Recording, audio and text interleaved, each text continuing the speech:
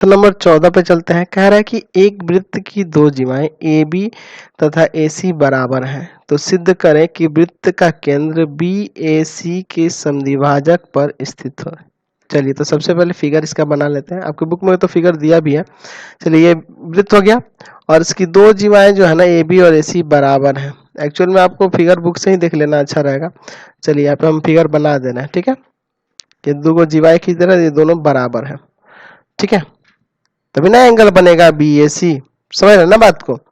चलिए, तो ये ए हो गया, ये बी हो गया और ये सी हो गया। तो देखिए, तो ए बी और ए सी दो जीवाएं होंगी और यहाँ जो कोण बना है बी ए सी, है ना, वो क्या हो रहा है, इसका जो समद्विभाजक होगा इस कोण का, वो कहाँ से होकर जाएगा, तो केंद्र से होकर जाएगा, यानी, है ना, समझ गए ना, यानी कि उस समद्विभाजक पर ही क्या होगा, वृत्त का केंद्र स्थित होगा।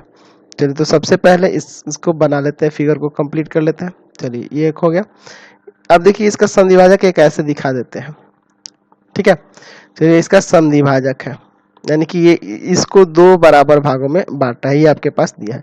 इस बिंदु का कुछ नाम मान लीजिए एम और यहाँ पे एक केंद्र ले लेते हैं इसका ओ, ये केंद्र ओ है और इस बिंदु का नाम हम लोग एम के नाम से जान रहे हैं, ठीक है। चलिए, तो इसको साबित करके देखते हैं। सबसे पहले यहाँ क्या दिया हुआ है इसको लिख लेते हैं। दिया है कि दो जीवा ए बी और ए सी बराबर है, यानी कि ये बराबर दिया है, ये वाला इसके बराबर है। तो क्या दिया है, लिख देते हैं कि वृत्त की दो जीवाएं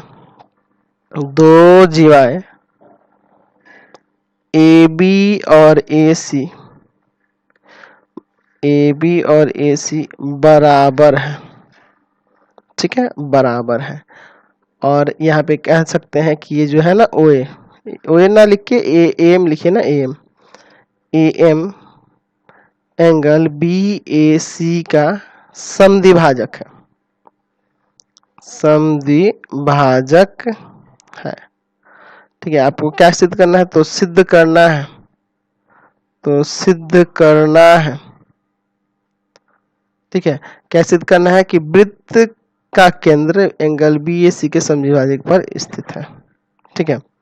यानी कि आपको सिद्ध करना है कि वृत्त का केंद्र ए एम पर स्थित है ना।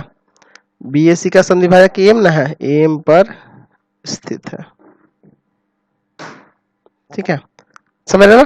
चलिए, या फिर ऐसे भी लिख सकते हैं कि आप इसी लैंग्वेज को यही लिख दीजिए, यही पूरा लिख दीजिए, यहाँ पे सिद्ध करना है, वैसे भी काम चल जाएगा। चलिए, प्रमाण देखिए इसका।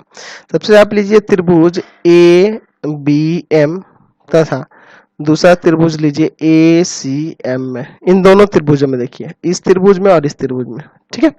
इसको सर्वांगसम करेंगे। एक्चुअल में ए बी बराबर तो ए सी दिया है, ठीक है, ये तो दिया हुआ है। अच्छा, दूसरा चीज क्या है, एंगल समद्विभाजक भी तो हो जाएगा ना ये। तो यहाँ लिख सकते हैं कि एंगल बी ए ओ, है ना, बराबर एंगल सी ए ओ। क्यों, क्योंकि यहाँ लिख सकते हैं कि ए एम एंगल बी ए सी का समद्विभाजक है, ठीक है। चलिए, समद्विभाजक है, तो यहाँ पे ऐसे ना लिखिए आप, ए बी ओ ना लिखिए, बी ए ओ ना लिख के यहाँ पे बी ए एम ही लिखिए, क्योंकि हमें त्रिभुज के अंदर दिखाना है ना। समझे ना बात को। यहाँ पे हम लोग बी ए ओ लिखते तो वो बाहर का बिंदु है ना, तो हमें बी ए एम, ठीक है, और सी ए एम लिख दिए, समझ गए। अच्छा, तीसरा जो होगा ए एम, ये दोनों में हो जाएगा ए एम बराबर ए एम, उभयनिष्ठ, ठीक है, ये आपका उभयनिष्ठ हो जाएगा। यानी कि त्रिभुज सर्वांगसम हो जाएगा त्रिभुज ए बी एम, सर्वांगसम हो जाएगा त्रिभुज ए सी एम के। कैसे हो जाएगा, तो साइड है, एंगल है, साइड एंगल साइड से सर्वांगसम हो गया। अब देखिए इसके बाद क्या करते हैं हम लोग, क्या करते हैं यहाँ पे सीपीसीटी से आप ले सकते हैं ना। इसमें देखिए, जब ये सर्वांगसम हो गए त्रिभुज, तो दो कोण ये वाले कोण और ये वाले कोण बराबर हो जाएंगे।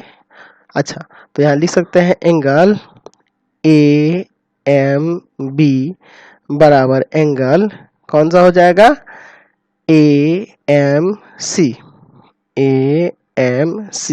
अच्छा कैसे होगा, सीपीसीटी से।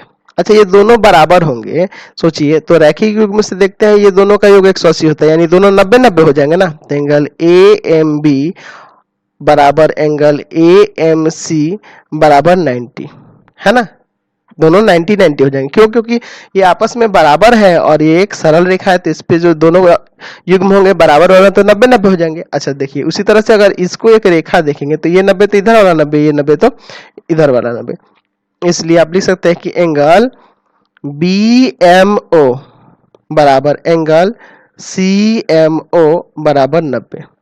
ठीक है। अच्छा, जब इधर वाले कोण ये 90-90 हो जा रहा है, यानी कि ये लंब हो रहा है ना, अतः आप ऐसे लिख सकते हैं कि OM लंब है BC पर। ठीक है ना, OM लंब है BC पर। अच्छा, OM लंब है BC पर, ये देख रहे हैं। और दूसरा चीज, अगर त्रिभुज जो सर्वांगसम है तो इसमें ये दोनों भुजाओं को बराबर दिखा सकते हैं कि नहीं आप, है ना। तो आप यहाँ उस चीज को लिख दीजिए कि BM बराबर हो जाएगा CM के। ठीक है, कैसे?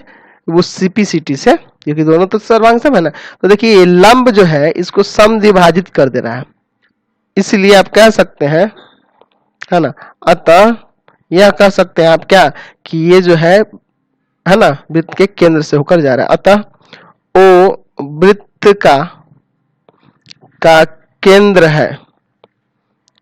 है और AM पर स्थित है। ठीक है, ये आप कह सकते हैं। समझ गए ना बात को?